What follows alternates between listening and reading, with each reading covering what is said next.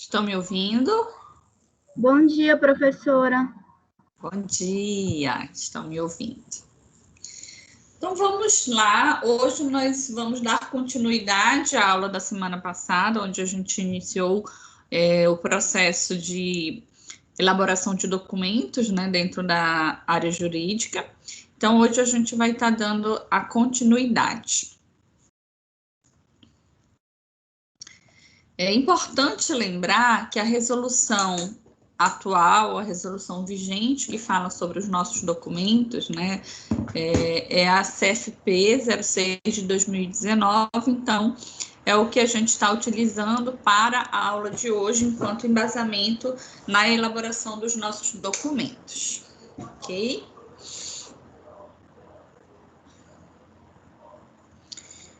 Então, eu comecei aqui colocando algumas reflexões que nós devemos fazer quando a gente vai elaborar um documento psicológico, né? Então, a gente tem dois pontos muito importantes que a gente precisa lembrar e jamais esquecer, que são os danos aos envolvidos ao litígio e os danos ao psicólogo, né? Então, o que ocorre, né? A não observância, né, da gente fazer um laudo fora daquilo que é adequado, fazer um laudo falso ou feito de uma forma irregular, utilizando técnicas inadequadas, né? Isso vai produzir um documento que pode acarretar diversas consequências, né? Então, a gente vê que para os envolvidos, né, aquelas pessoas que estão ali naquele processo, por exemplo,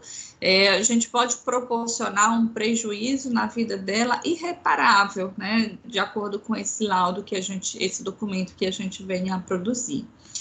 Então, por exemplo, alguém que está fazendo está com um processo de alienação parental, por exemplo, e eu atesto na minha avaliação que a pessoa faz realmente a alienação parental. E ela não faz, né? Mas eu utilizei técnicas inadequadas, eu não tinha muito conhecimento, embasamento nessa área, e acabei elaborando um documento que não era a realidade, né? Então, isso pode acarretar uma consequência muito ruim na vida dessa pessoa, porque o juiz vai se utilizar desse documento para tomar as suas decisões.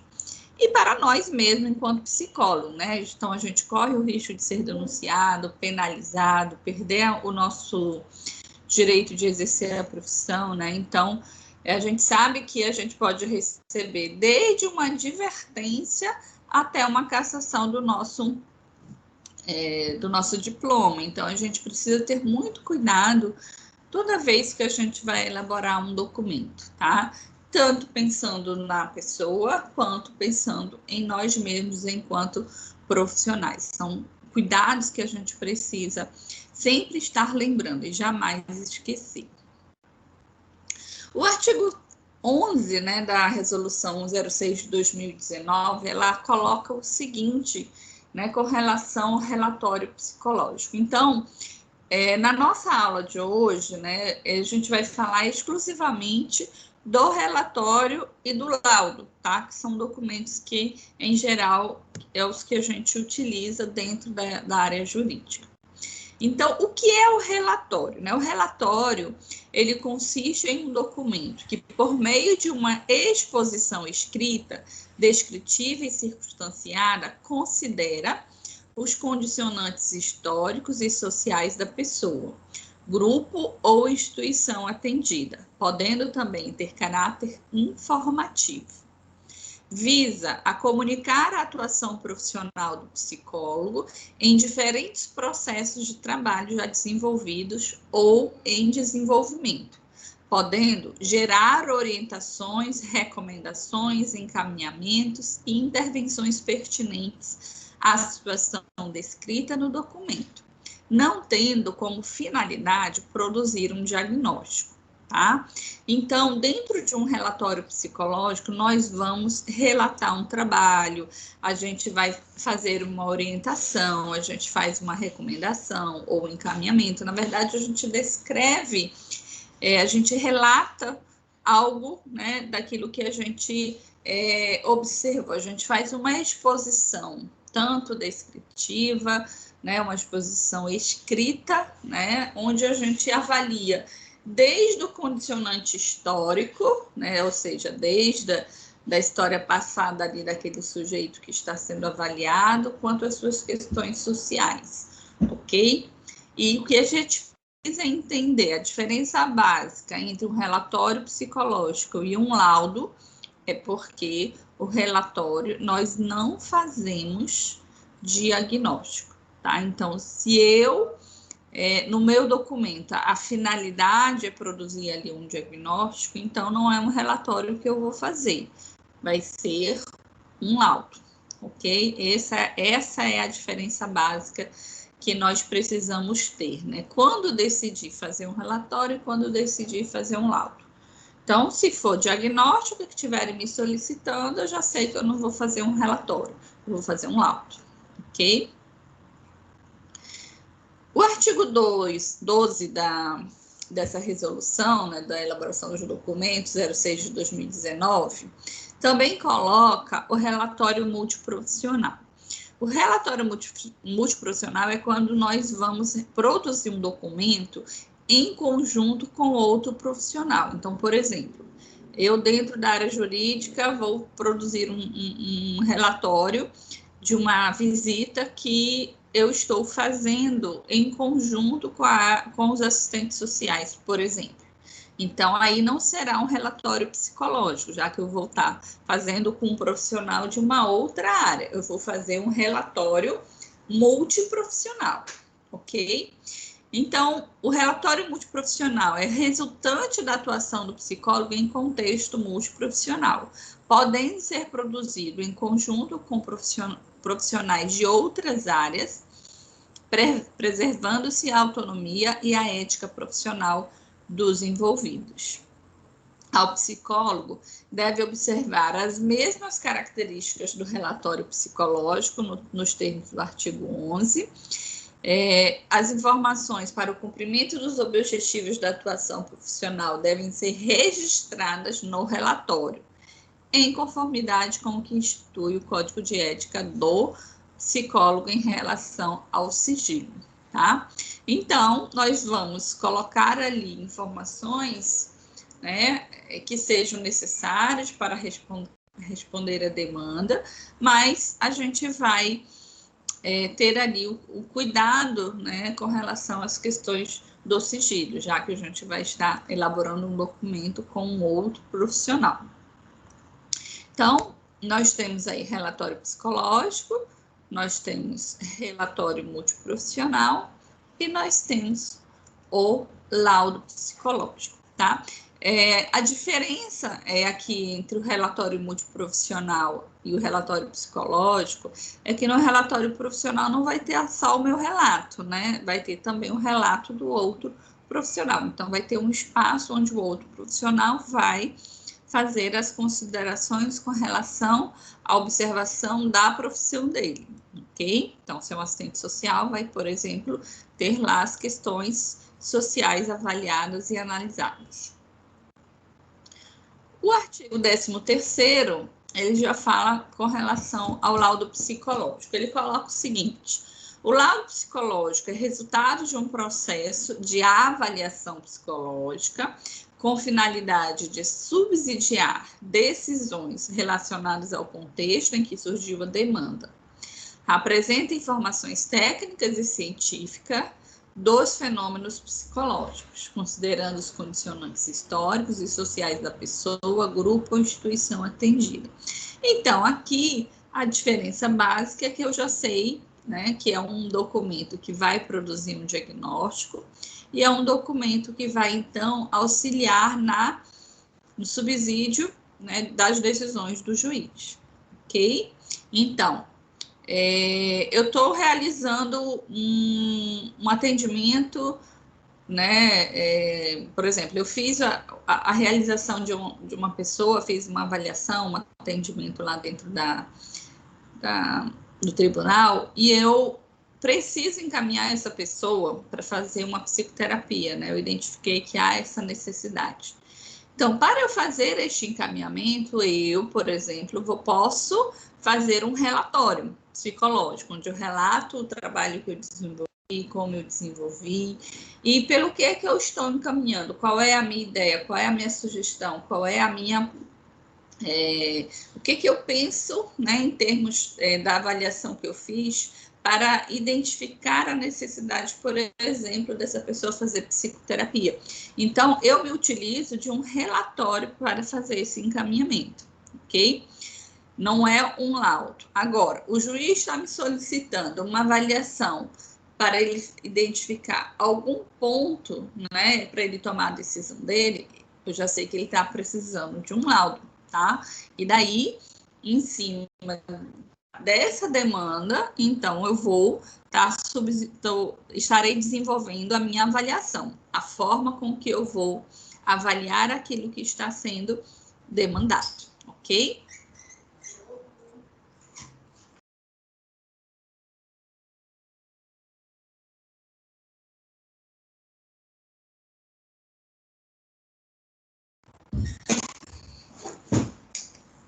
Até aqui, gente, tá tranquilo? Tá dando para entender?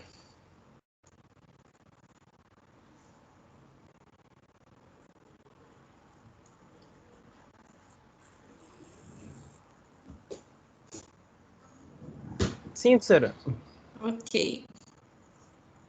O laudo psicológico é uma peça de natureza e valor técnico-científico, deve conter narrativa detalhada e didática, com precisão e harmonia, tornando-se acessível e compreensível ao destinatário, em conformidade com os preceitos do Código de Ética Profissional do Psicólogo, tá? Então, quando eu for realizar esse meu laudo, né, eu preciso entender que eu preciso fazer isso em forma de narrativa, né? Lembrando que ela precisa ser detalhada. Aquele que vai ler precisa compreender aquilo que eu estou escrevendo. Mas aquilo que eu estou escrevendo precisa também ter uma precisão. Eu não posso estar deixando dúvidas naquilo que eu estou dizendo. Então, quem lê precisa sentir uma segurança, precisa sentir essa precisão mesmo, né, naquilo que eu estou escrevendo e que ele está, então, lendo, ok? Então, deve ser construído com base no registro documental elaborado pelo psicólogo, no momento, né, em conformidade com a Resolução 06 de 2019. Então, essa aqui é a estrutura básica, tanto do relatório psicológico quanto do laudo psicológico. Ou seja, os itens são os mesmos, tá? Então, deve conter identificação, descrição de demanda, procedimento, análise e conclusão. Então, o relatório, ele vai até o item E. E temos o item F, que é a referência. Referência, nós vamos utilizar apenas para a confecção do laudo, tá? Então, no relatório, nós não precisamos fazer referências dentro do meu relato, tá? Eu só vou colocar o item referências, eu sei qual foi a literatura que eu usei, quem foi o autor, dentro do laudo, ok? É um item obrigatório, onde eu não posso esquecer quando eu for elaborar um laudo psicológico. Então, vamos a cada um desses itens que a gente colocou aqui, tá? Então, a gente precisa estar atento aí a esses 5 itens, se for um relatório, ou a esses 6 itens, se for um laudo. A gente vai comentar cada um desses itens, né? Para que vocês, então, tenham aí o conhecimento sobre os itens na confecção dos documentos. Então, o primeiro item é a identificação. Ele diz o seguinte, a resolução diz o seguinte no inciso 2º. Neste item, o psicólogo deve fazer constar no documento o título. O que é o título? que é este documento. Então, por exemplo, laudo psicológico. 2, nome da pessoa, ou seja, aquela pessoa que eu vou fazer a avaliação, tá? Ou instituição atendida. Identificação do nome completo ou nome social da pessoa, se assim ela tiver. E, quando necessário, outras informações sociodemográficas. O item 3, o nome do solicitante, identificação de quem solicitou o documento, especificando se a solicitação foi realizada pelo Poder Judiciário, né, por exemplo, ou empresas ou instituições públicas, ou seja, quem é que está solicitando, quem é que está pedindo aquela avaliação, ok? Se quem estiver solicitando a avaliação for a própria pessoa que está sendo avaliada, a gente acaba repetindo, tá? Nome da pessoa avaliada e nome da pessoa solicitante, ok? Se eu estou fazendo isso dentro da área jurídica, nome da pessoa ou instituição atendida, no caso é daquela que eu estou avaliando, né? Aquela pessoa que eu vou fazer a avaliação, e nome do solicitante, então, será lá o juiz da vara tal que está solicitando aquela avaliação. A finalidade, ela é a descrição da razão ou o motivo do pedido, ou seja, qual é a finalidade que esse documento está sendo elaborado, para quê, pelo que ele foi solicitado, para que serve isso. Então, a gente vai fazer uma breve descrição de qual é, então, né, o motivo dessa avaliação, a finalidade de produção desse documento.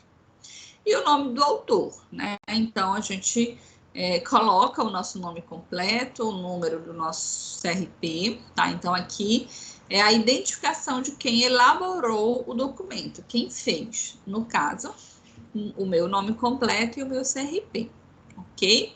Então, identificação do nome completo, o nome social completo do psicólogo, responsável pela construção do documento, com a respectiva inscrição no Conselho Federal, Conselho Regional de Psicologia, ok?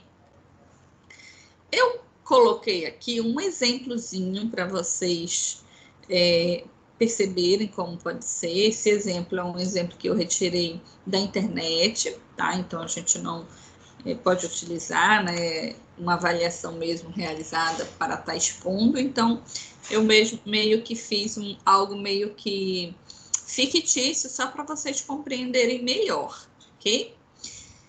Então, no item A, né, o primeiro item lá que nós falamos da identificação, por exemplo, podemos colocar dessa forma: processo número tal, origem, né, 11ª vara de família, vara de família, juiz doutor fulano de tal, ação de regulamentação de visitas, requerente, né, a gente coloca as iniciais, requerida, a gente coloca as iniciais, o menor, a gente coloca as iniciais, psicólogo é o meu nome completo, tá?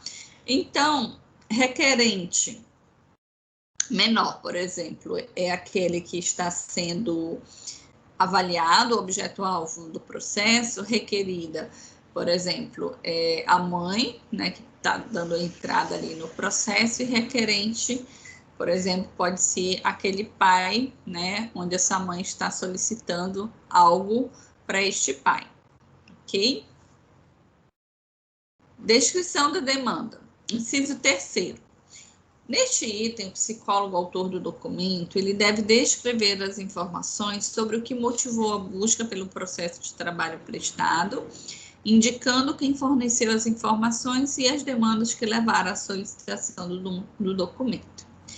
Então, a descrição da demanda constitui um requisito indispensável e deverá apresentar o raciocínio técnico-científico que justificará procedimentos utilizados conforme o parágrafo 4º desse artigo. Então, a gente vai narrar o problema, motivos, razões, expectativas, contextualização técnica, ou seja, fundamentação teórica, tá?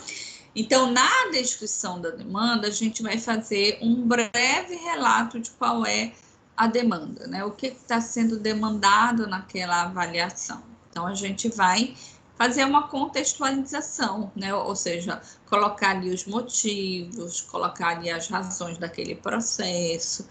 E daquele ponto que nós iremos realizar a avaliação, nós também precisamos fazer uma contextualização teórica. Eu preciso me utilizar de alguma referência, de algum autor que fale sobre aquilo que eu estou avaliando, né? Então, digamos, eu estou falando sobre alienação parental, eu tenho que contextualizar o que é uma alienação parental, né? As coisas que eu avaliar, elas precisam ser confirmadas pela literatura da alienação parental, e aí eu vou intercalando entre aquilo que eu avaliei, aquilo que eu percebi, e aquilo que a literatura diz, né? Onde a gente vai embasando, né? Fazendo uma troca entre uma coisa e outra. Então, um exemplo aqui de descrição de demanda, uma parte, tá, gente? Não é uma descrição de demanda total, mas uma parte só para que vocês possam ter uma compreensão de como a gente pode pensar em realizar ali o item descrição de demanda. Procedemos a esta avaliação para atender determinação judicial conforme despacho do excelentíssimo juiz em 2 de outubro de 2015. Estabelecemos como primeiro passo a análise do conteúdo processual, a partir do qual formulamos uma síntese do histórico do caso, conforme exposto a seguir. Em novembro de 2005, o senhor fulano tal propôs ação de regulamentação de visitas, objetivando contatos regulares com a filha, fruto do seu relacionamento com fulana de tal, com quem conviveu por cerca de 5 anos. Estando o casal separado de fato desde agosto daquele ano, o requerente encontra-se impedido pela requerida de aproximar-se da filha desde então. Os motivos para a qual decisão devam-se as alegações da requerida de que o requerente teria abusado sexualmente da filha, o que ele nega terminantemente, né? Então, percebam que nessa descrição da demanda, né, a gente percebeu que o autor do laudo fez uma contextualização para que a pessoa que vai ler o laudo, ela tenha toda uma compreensão do começo ao fim, né? Por que está sendo demandado isso, né? Por que essa avaliação foi solicitada? E aí ele contextualiza com parte daquilo que está ali no processo, ou seja, o que originou o processo, pelo que tem, eles estão ali num litígio de regulamentação de visitas e faz toda essa contextualização para que o leitor compreenda, então, pelo que a avaliação foi solicitada, tá? Então, esse é um exemplo de como podemos fazer uma descrição de demanda. A ação penal foi movida contra o fulano de tal na 11ª Vara Criminal após denúncia da mãe. Contudo, proferida a sentença, julgou-se improcedente a ação. Por esses fatos, o caso foi remetido à Divisão de Serviço Social e Psicologia, para a elaboração de estudo psicossocial em que se vislumbra o suposto abuso sexual sofrido pela menor por parte do requerente, ou suposta alienação parental por parte da requerida. Para a realização deste trabalho, optamos pela seguinte abordagem. E daí vocês observam que o autor, né, o psicólogo ali, ele já começa, então, a introduzir de que forma ele vai fazer a avaliação. Então, ele faz uma pequena introdução. 1. Avaliação psicológica da criança, a fim de constatar se há ou não a presença de danos psíquicos obtidos da sua convivência com o genitor e relativa ao possível abuso, ou da convivência com a genitora, referente à suspeita de alienação parental. 2. Entrevista com o psicoterapeuta da criança, para confirmação dos dados de indícios de abuso sexual e verificação da possível implicação do genitor da criança. 3. Avaliação psicológica da requerida, a fim de detectar suas reais motivações, conscientes ou inconscientes, para levantar tais suspeitas, bem como para avaliar se esta pratica ou não um processo de alienação parental. 4. Avaliação psicológica do requerente, tentando obter os sinais psicológicos que puderem justificar as suspeitas da requerida, sua ex-companheira.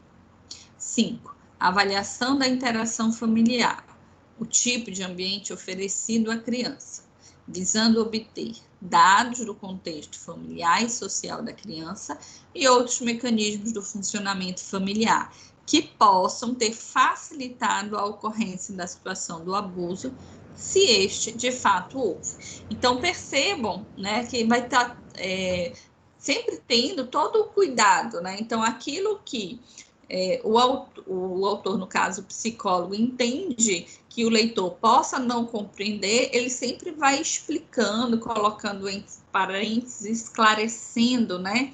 Então, vai tornando o documento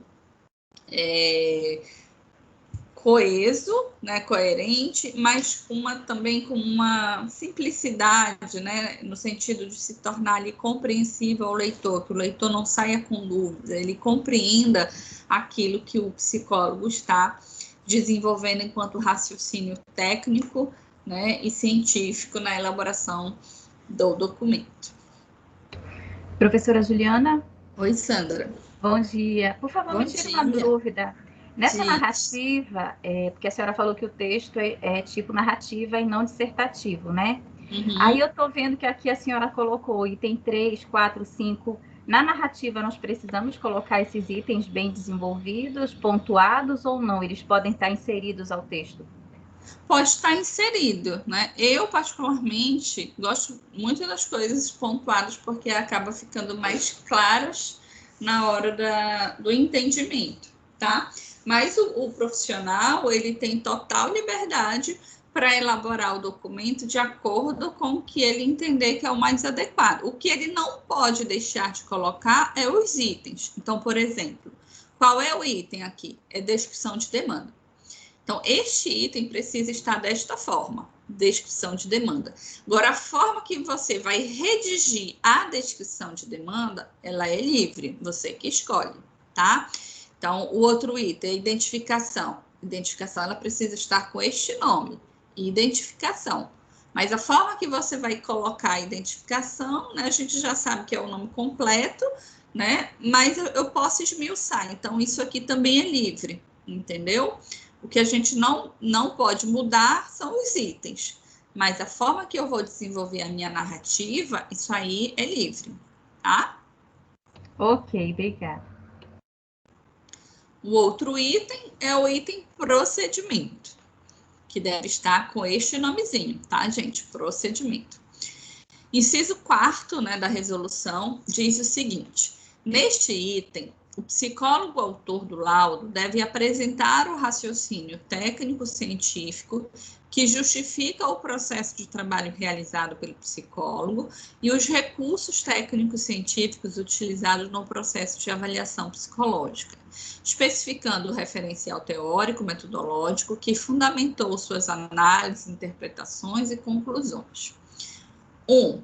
Cumpre ao autor do laudo citar as pessoas ouvidas no processo de trabalho desenvolvido, as informações objetivas, o número de encontros e o tempo de duração do processo realizado. Então, isso aqui é algo que a gente não pode deixar de colocar. Quantas sessões eu utilizei para realizar essa avaliação? Então, a gente vai colocar. Para esta avaliação, utilizamos 10 encontros de 1 hora ou 5 encontros de 50 minutos, né? O tempo que eu utilizar, eu preciso colocar neste item aqui do procedimento, ok? 2. Os procedimentos adotados devem ser pertinentes à complexidade do que está sendo demandado. E o psicólogo deve atender à resolução CFP 06 de 2009 ou outras que venham a alterar ou substituí-la, tá? Então, o que quer dizer aqui? Que o recurso, né, o método ou a técnica que eu vou utilizar para proceder com esta avaliação, precisa ser uma técnica adequada que venha responder à complexidade daquilo que eu estou avaliando, tá? Então, é este chamado que a resolução nos faz. A descrição do procedimento, então, vai apresentar os recursos e os instrumentos técnicos utilizados para coletar as informações, né, com o número de encontros, pessoas ouvidas, à luz do referencial teórico-filosófico que os embasa. O procedimento adotado deve ser pertinente para avaliar a complexidade do que está sendo ali demandado, ok? Então, aqui tem um exemplo, tá? Onde há uma contextualização aí. Para tais análises e coleta, utilizamos a seguinte metodologia: entrevistas individuais, análise dos discursos, visitas domiciliares, análise da interação familiar, aplicação de teste psicológico na criança, requerente e requerida, especificar os testes utilizados. Então, aqui, né,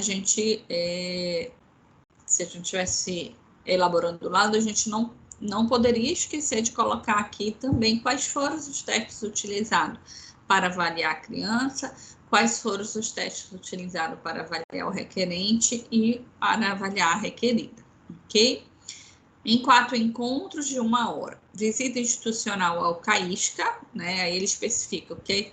Para que é esse CAISCA? Entrevista com a psicoterapeuta da criança, ou seja, o local onde essa psicoterapeuta atende.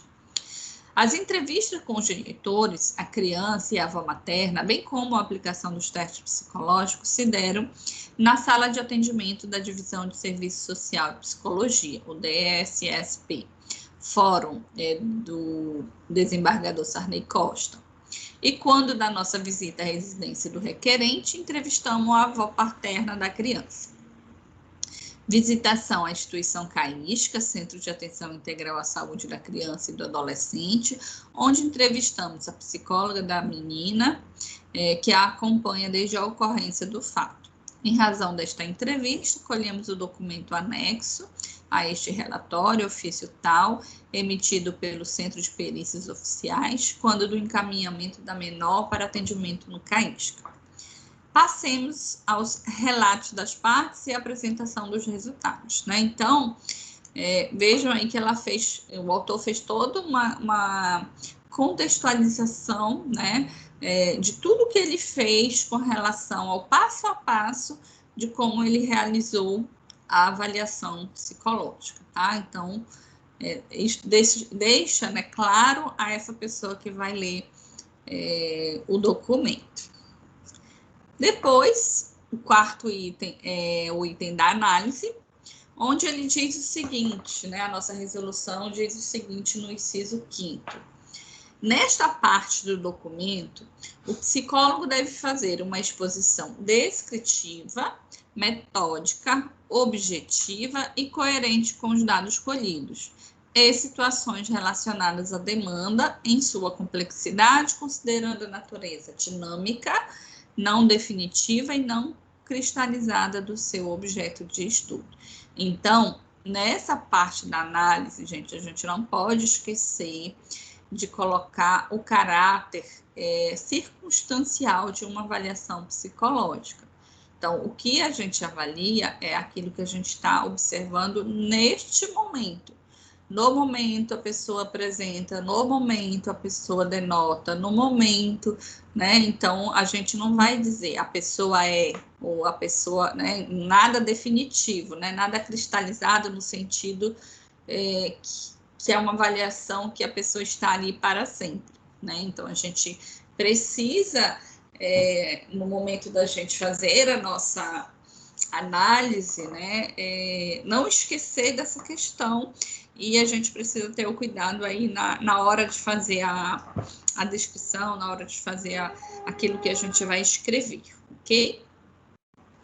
A exposição descritiva, objetiva e fiel aos dados colhidos e das situações vividas, mas sem descrições literais. Então, a gente vai descrever de uma forma objetiva aquilo que a gente avaliou e aquilo que a gente teve em termos de resultado nos testes, tá?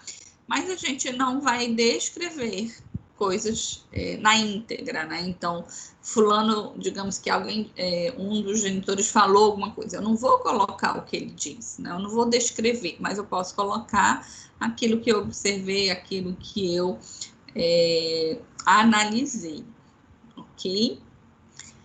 Preciso falar do contexto, né, dinâmico e social do objeto estudado. Não deve fazer sustentação de fatos sem fundamentação teórica. Isso aqui é importante a gente estar atento. Então, digamos, algo que eu analisei, identifiquei, interpretei ali. Então, eu interpretei e analisei à luz de qual referencial teórico. Isso precisa estar compatível entre aquilo que eu relato e onde que isso que eu relato está descrito na literatura. A gente precisa ir fazendo esse trocadilho aí.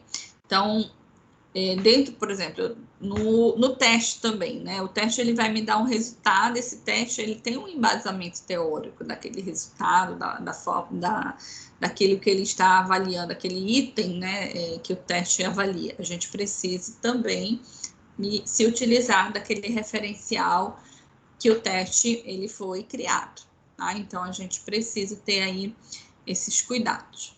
Uma linguagem precisa, expressando-se de maneira clara e objetiva. O relato, né, profissionalizado.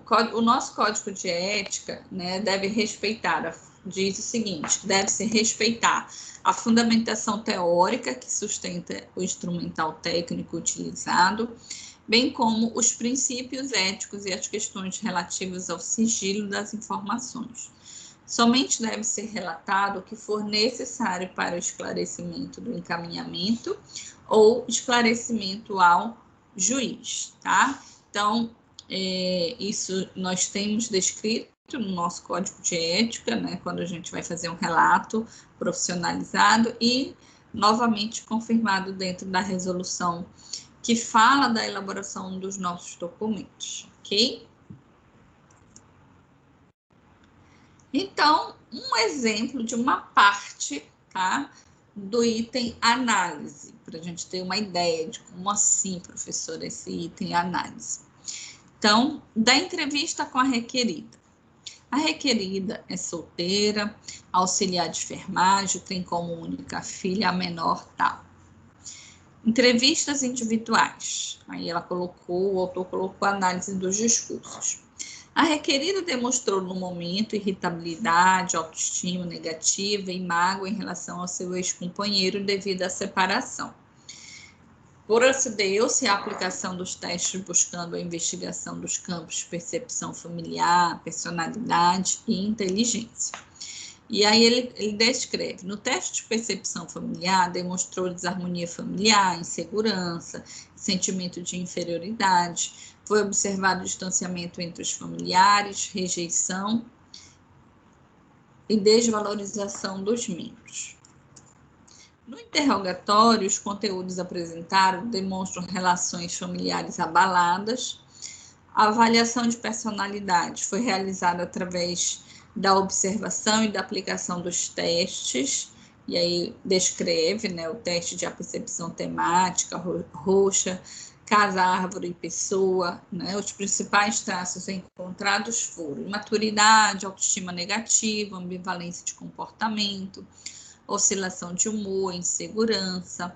Quanto à avaliação de inteligência, os resultados obtidos através do R1 e do Raven demonstram boa capacidade intelectual, colocando-se dentro da média para sua escolaridade e idade. Com relação a menor, verificou-se através dos testes, né, tais e do relato verbal, que a mesma denota vinculação afetiva com relação ao pai, não apresentando no momento medo em relação ao pai, discurso e comportamento com coerência, não sendo observado alterações da criança durante o processo avaliativo e por aí vai.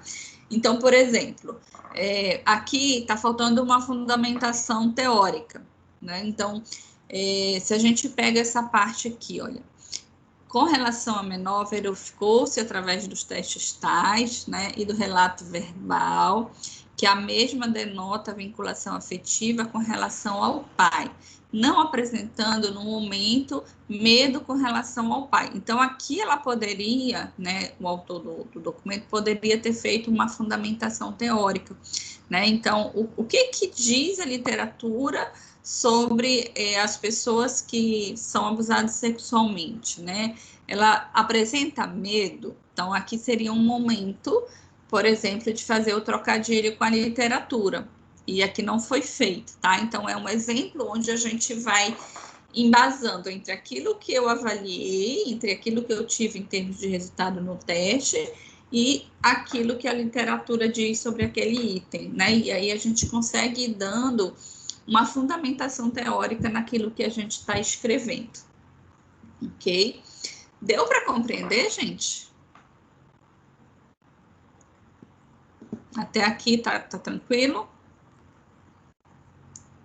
Tá sim, professora, para mim tá. Ok. Depois, nós vamos ao item de conclusão, tá?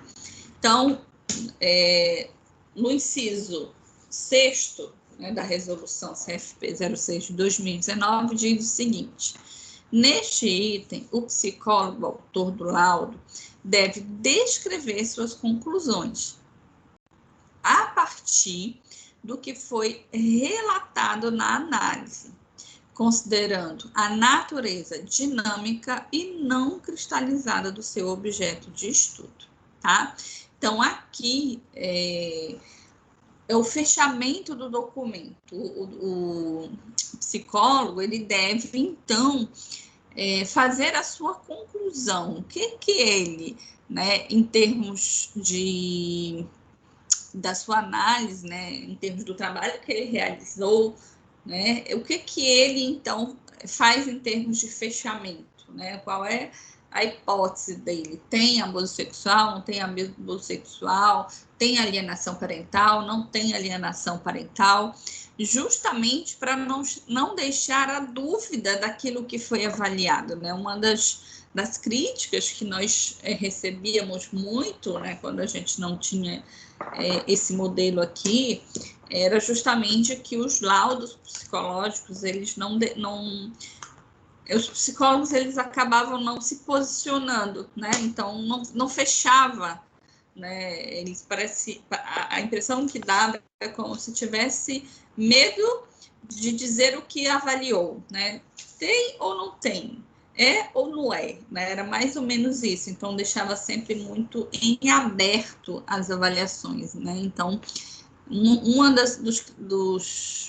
dos motivos dessa nova resolução foi justamente dar mais embasamento científico e mais objetividade dentro das nossas avaliações, ok? Então, aqui o psicólogo vai expor o resultado ou considerações a respeito da sua investigação a partir das referências que subsidiaram o seu trabalho. As considerações geradas pelo processo de avaliação psicológica devem transmitir ao solicitante a análise da demanda em sua complexidade e do processo de avaliação como um todo, tá? Então, percebam que essa questão do referencial teórico, a gente vai fazendo, né, a troca, o embasamento entre aquilo que observa e aquilo que a literatura diz, né, desde o começo até o final do nosso relatório. A gente vai fazendo essa troca. Tem-se, então, o fechamento do caso, dando uma resposta ao motivo do encaminhamento para avaliação. Então, agora, nos nossos modelos, né, de elaboração de documentos, a gente não pode deixar nada em aberto, tá? A gente precisa se posicionar enquanto profissional. Então, se eu utilizei uma técnica que não me deu resposta, eu preciso ir para uma outra técnica que vai me dar uma resposta. Porque no documento eu vou precisar me posicionar, eu vou precisar responder aquilo que foi perguntado, tá? Vale ressaltar a importância das sugestões e projetos de trabalho que contemplem a complexidade das variáveis envolvidas durante todo o processo. Após a narração conclusiva, o documento é encerrado com indicação do local, né, Belém, 8 de abril de 2021, Juliano Antônio Cardoso, e o número da inscrição, por exemplo. Então, no final do documento, nós fazemos o fechamento, assinamos o documento para poder, então, encaminhar aquele que fez a solicitação da avaliação. Exemplo. Por meio dos dados analisados, não foram verificados indícios de abuso sexual com relação ao pai, né? Com relação a requerente, também não se verificou a alienação parental. Aqui a gente, então, poderia fazer a introdução do que diz a literatura enquanto indícios de abuso sexual. Quais são os indícios de abuso sexual que a literatura diz? Qual é o autor que diz? E depois, o que eu encontrei, né, para que o leitor compreenda que entre aquilo que a literatura diz e entre aquilo que eu encontrei, não há compatibilidade. Por conta disso, né, por meio da minha avaliação psicológica, eu não encontrei coisas que ali estão semelhantes ou compatíveis com o que diz na literatura. Mesma coisa da alienação parental. O que diz a alienação parental? Quais são as características? E o que eu encontrei na minha avaliação? Né? Então, se não tem as mesmas características ou as características suficientes, eu tenho ali um dado que eu posso, então, dizer pelo que eu estou dizendo, pelo que eu estou afirmando, que não há indícios, né, da alienação parental. Então, é neste sentido, tá? Então, aquilo que eu estou dizendo precisa ser embasado, precisa ser confirmado na literatura. Eu não posso, por exemplo, só deixar como está aparecendo aí, né? Não foram verificados indícios de abuso sexual. Não é algo sem embasamento, né? Não foram indicados, não foram verificados, mas quais são os indícios? O que a literatura diz? Quem da literatura diz isso? O que eu encontrei nos resultados dos testes ou nos resultados da minha observação, né, da minha análise, tá? Eu coloco para que o leitor não tenha dúvidas, né, ele não fique ali em algo que não tem como ser comprovado, né? Então, a gente comprova por meio da literatura, por meio daquilo que a ciência diz com relação àquela questão psicológica que eu estou fazendo a avaliação, tá? E aí a gente encerra com a cidade, o dia, o mês, o ano, o nosso nome, o nosso conselho e assinamos, então, o documento, ok? O item referências, ok? Este item é um item obrigatório, então todas as referências que eu utilizar, eu preciso colocar e nós vamos colocar como nota de rodapé, tá? Então não precisa ter uma folha à parte lá no final com itens de referências, igual quando a gente faz os nossos trabalhos acadêmicos. Não precisa. Vai ficar tudo em nota de rodapé. O que é a nota de rodapé? Né? Aquilo que fica lá embaixo e que se repete em cada uma das folhas. Tá? Tem o cabeçalho que é em cima e tem o rodapé que é lá embaixo. Então, é lá embaixo que fica ao final de cada folha. Então, todas as referências que eu utilizei, né, para a elaboração do meu documento, eu preciso citar a fonte, ok? Então, o inciso 7º diz o seguinte: na elaboração de laudos, é obrigatória a informação das fontes ou referências bibliográficas utilizadas, em nota de rodapé, preferencialmente. A citação de referências, ela é, então, obrigatória no laudo psicológico. Por exemplo, ao nomear um instrumento de avaliação usado, apresentar no texto a citação do manual com sobrenome e data e local apropriado, tá? Apresentar a citação completa na nota de rodapé.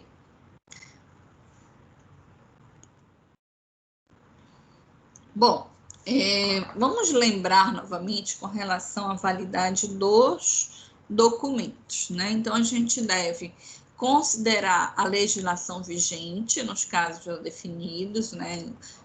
Com relação à produção dos documentos psicológicos.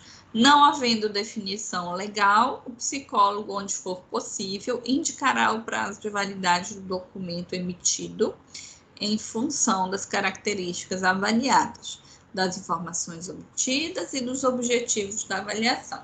Então, na minha avaliação, dependendo da área que eu esteja, se não tem na legislação dizendo o tempo de validade da avaliação, por exemplo, né, posso colocar o tempo de validade daquele documento que eu produzi, tá?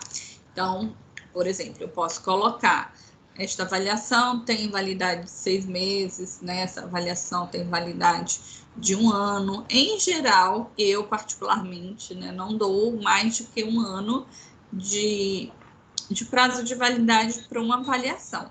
Porque, em geral, em 1 ano, as coisas mudam, né? Nós mudamos, os nossos comportamentos mudam. Embora a nossa personalidade não mude, mas os nossos comportamentos se modificam. Então, né, por essa dinamicidade das nossas mudanças, 1 ano, para mim, é um tempo que, em geral, é o prazo que eu dou para as minhas avaliações. Após isso, né, eu indico uma nova avaliação, tá? Então, também definir o prazo depende de cada psicólogo, tá? Não tem um local específico que diz o prazo de uma avaliação, exceto em alguns casos, por exemplo, na legislação de trânsito, diz lá que o prazo de validade da avaliação é 5 anos. Então, é relativo, mas, em geral, a maioria dos locais não tem indicativo de tempo de validade, é o próprio psicólogo que define quando ele elabora a sua avaliação. É importante que a gente coloque, tá, dentro de um laudo o tempo de validade, principalmente quando ele é utilizado para outros fins, né? Então, digamos, a pessoa vai fazer uma avaliação para uma cirurgia, né? Então, ela vai fazer uma cirurgia bariátrica, e aí ela está fazendo o processo de avaliação. E aí aconteceu um problema, ela não conseguiu fazer a bariátrica dela esse ano, e aí ela resolveu fazer, né, lá para 2023. Ela não pode utilizar o mesmo laudo que ela fez em 2021, né? Mas se não tiver descrito no laudo, ela vai poder usar, se eu não tiver colocado o tempo de validade, né? E a gente sabe que, por exemplo, que para avaliar a pessoa que vai fazer uma cirurgia bariátrica, ela não pode estar com um laudo de 2 anos atrás, ela precisa estar com um laudo atualizado, porque ela se modificou do tempo que ela fez a avaliação para 2 anos seguintes. Então, é neste sentido, ok? Então, ao definir o prazo, o psicólogo ele deve dispor dos fundamentos para a indicação, devendo apresentá-lo sempre que solicitado. Tá? Então, isso aqui é algo que a gente precisa também ter aí o cuidado. A guarda de documentos, então, em qualquer local que o psicólogo esteja, seja área jurídica, escolar, organizacional, hospitalar, né, a gente tem aí um prazo, né, que a gente deve guardar todo o documento que a gente produz um processo de avaliação por pelo menos 5 anos, tá? Então, os documentos escritos decorrentes de avaliação psicológica, bem como todo o material que os fundamentou, deverão ser guardados pelo prazo mínimo de 5 anos, observando a responsabilidade por eles, tanto do psicólogo quanto da instituição em que ocorreu a avaliação. Então, os testes que eu apliquei, né, o resultado ali dos testes, as entrevistas que eu realizei, todas as minhas anotações, elas precisam ser guardadas por mim, tá? Por pelo menos 5 anos. Por quê? Porque se nesse tempo alguém, por exemplo, contestar uma avaliação que eu fiz, o conselho vier a me chamar, ele pode solicitar. E se ele solicitar isso, eu preciso ter para mostrar, tá? Eu não posso ter jogado fora, eu não posso ter queimado, né?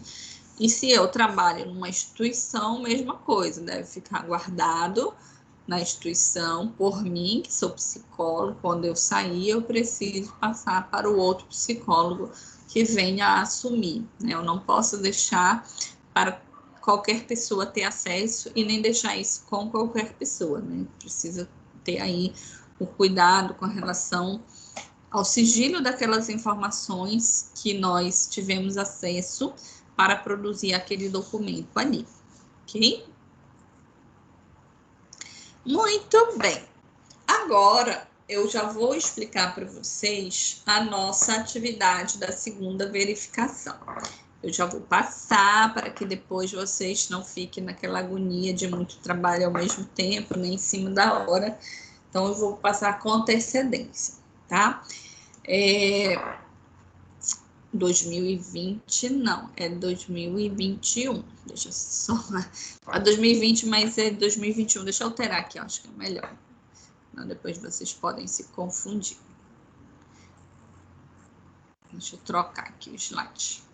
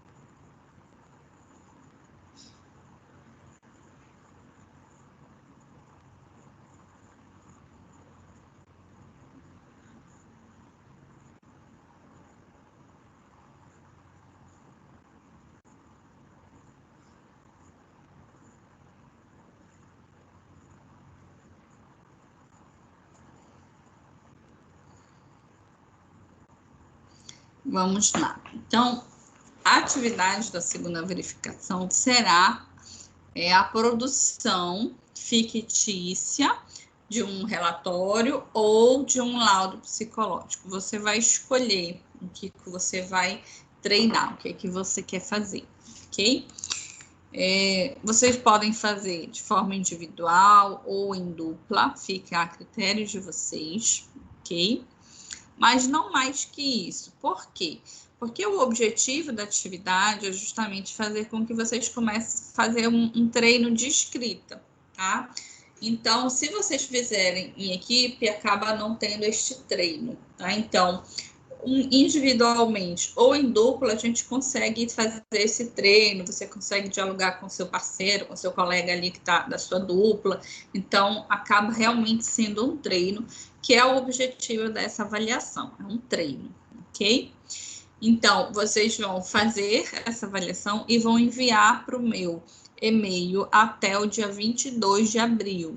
Então, daqui a 15 dias, sem ser semana que vem e na outra, vocês têm 15 dias aí para fazer este trabalho, tá? Vocês vão construir, né, esse relatório, esse laudo, a partir dos casos que eu vou já explicar, os 3 estudos de caso. Você escolhe um dos 3 estudos de caso para fazer o seu treino, ok? Lembrando que vocês precisam seguir o padrão dos itens, né? A estrutura do laudo, com identificação, descrição de demanda, procedimento, análise, conclusão e referência. Se for um laudo, se for um relatório, identificação, descrição de demanda, procedimento, análise e conclusão, seguindo todos os itens. E a forma que você vai narrar, a forma que você vai descrever, será tudo fictício. Então, você vai fazendo aí um treino, né, da sua escrita. Então, eu vou ler os 3 estudos de caso para que vocês conheçam, e ele é livre, você escolhe qualquer um dos 3, tá? O caso 1, assim, é só importante que você coloque no seu laudo, né, qual é o estudo de caso, qual é o caso que você está fazendo ali a avaliação, tá? Para que quando eu leia, eu compreenda qual é o estudo de caso que você está se referindo, ok? Caso 1, a senhora X e a senhora Y, aliás, o senhor X e a senhora, deixa eu pôr meu óculos aqui que eu estou fazendo troca, minha letra está um pouco pequena. O senhor X e a senhora Y foram casados por 10 anos e tiveram 2 filhos, hoje com 6 anos e 8 anos de idade. Estão separados conjugalmente há 8 meses. À época, firmaram um acordo em que ficou estabelecido que a visitação dos filhos ao pai seria nos fins de semana, quinzenalmente. Após determinado período em que as visitas se deram regularmente, a senhora Y não permite mais que os filhos continuem indo à casa do pai e requer judicialmente a suspensão das visitas, alegando que o pai havia infringido maus tratos ao filho caçula. O menino não queria almoçar, o pai teria forçado a comer, a criança teria vomitado e o pai o obrigou a o próprio vômito. Registrou ainda que o pai mora com um amigo que teria agressivamente pego o menino pelo braço, deixando hematomas no mesmo. O senhor X, em suas alegações iniciais, afirma que a citada situação, na realidade, não teria ocorrido e que a senhora Y estaria distorcendo os fatos para impedir a sua convivência com os filhos por estar ressentida com a separação conjugal, tá? Então, esse é o caso 1. Caso 2. A senhora Luísa, durante a gravidez de seu 5º filho, decidiu que quando a criança nascesse, a daria em adoção, por entender que não teria condições financeiras para criar mais um filho. O pai concordou com a decisão da mãe. Após o nascimento da criança, feito o devido registro civil do nascimento, a senhora Luísa entregou a filha para um casal amigo de sua patroa, que julgou ter as condições necessárias para bem cuidar da criança. Transcorrido cerca de 2 anos e meio, o casal procurou a vara de infância e juventude para regularizar a situação da criança através do pedido para sua adoção. Encaminhado o processo ao Ministério Público, o promotor posicionou-se contrariamente à adoção pleiteada, requerendo ao juiz que a criança fosse retirada do convívio com o casal adotante e encaminhada a uma instituição de acolhimento, e só então viesse a ser adotada por família habilitada, constante do Cadastro Nacional de Adoção. O juiz encaminhou o caso para a equipe interdisciplinar, determinando a realização do estudo social e perícia psicológica. Caso 3. Mariana e Caio são irmãos e têm, respectivamente, 6 e 8 anos. Após a separação dos seus pais, as crianças sempre, nos dias de visitação do pai, a mãe informa que estão doentes e elas se recusam a sair com ele. O pai entrou em juízo com uma ação de regulamentação de visitas porque não concorda com a situação. Antes da separação, sua relação com as crianças era ótima e ele, com frequência, passava mais tempo cuidando das crianças do que a própria mãe. Pôde-se levantar a hipótese de que as crianças estejam passando por alienação parental, tá? Então, gente, é algo fictício, vocês têm aí poucas informações, mas em cima dessas informações que vocês têm do estudo de caso, você vai pensar, né, de que forma você vai fazer a sua avaliação e vai redigir o resultado dessa avaliação, tá? Então, procure fazer certinho, né, em cima do estudo de caso, em cima das idades, vai lá no site dos testes, né, por exemplo, vai lá no site da Vetor, vê que teste você acha que se encaixaria, né, então, tentem fazer como se realmente fosse já uma prática para vocês, né, para que vocês comecem a fazer aí esse treino, tá? Então, vocês me encaminhem. E posteriormente, né, eu vou estar dando um feedback sobre os casos enviados, né, se tá ok, se não tá, o que faltou, o que poderia ser incluído, eu vou dar um feedback aí para vocês, tá? Então, isso já vai ficar como sendo o nosso trabalho da segunda verificação, ok? Perguntas, dúvidas? Professora, tinha como a senhora colocar o caso 1 aí na tela para eu printar? Tem E sim. o enunciado do trabalho também? Tá. Caso 1, tu quer printar, né? Pode printar. E o que mais? Esse aqui? O enunciado do trabalho. Esse aqui, né? Deixa eu olhar que eu estou fora da tela. É esse mesmo. Ok, professora, obrigada. De nada. O outro, tu conseguiu fazer o print do caso 1? 35. Tá. Obrigada. De nada. Alguma dúvida, gente? Alguma pergunta? Estou aqui.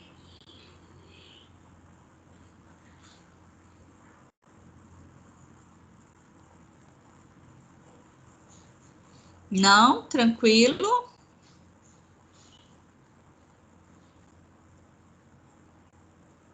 Professora, a senhora pode colocar o caso 2 e o caso 3 de novo, por favor, só para printar também? Com certeza.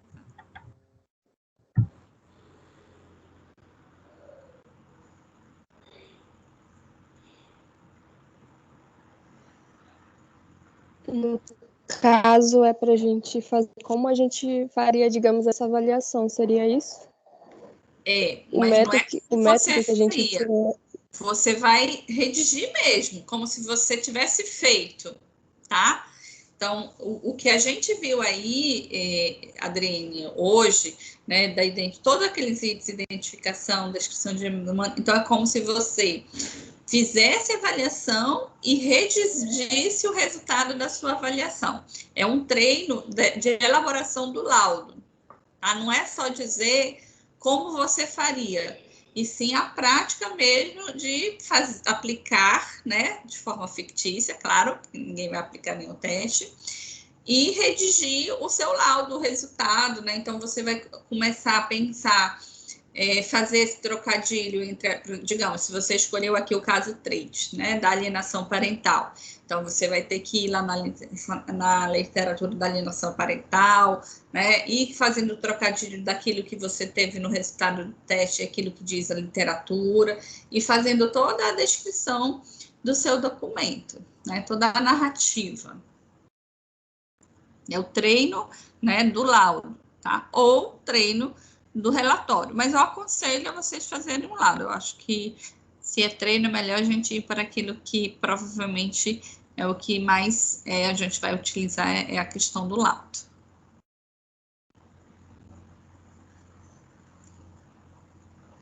Deu para entender, Adriane? Sim, professora, obrigada. Perfeito.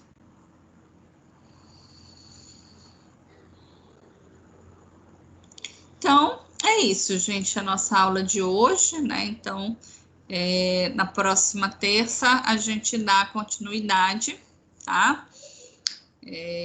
Com outro assunto. Então, espero que vocês tenham aí compreendido bem, né? Toda essa questão da diferença de um relatório para um laudo, como que faz realmente o laudo, isso vocês vão praticar, Então, já pode ir começando a fazer, né? Tem 15 dias aí para vocês fazerem. Tem pouca gente aqui na sala, então se vocês puderem colocar no grupo da turma de vocês, que eu, na aula de hoje, passei já o trabalho da segunda verificação. Eu vou já postar na plataforma o slide para que vocês já possam começar a fazer. E vou postar também a gravação assim que já ficar disponível a gravação para postagem. Tá bom? Ok, professora. Obrigada pela aula. Até a próxima. De nada, até terça-feira então, gente. Um beijo grande. Bom finzinho de semana aí para vocês e continue se cuidando.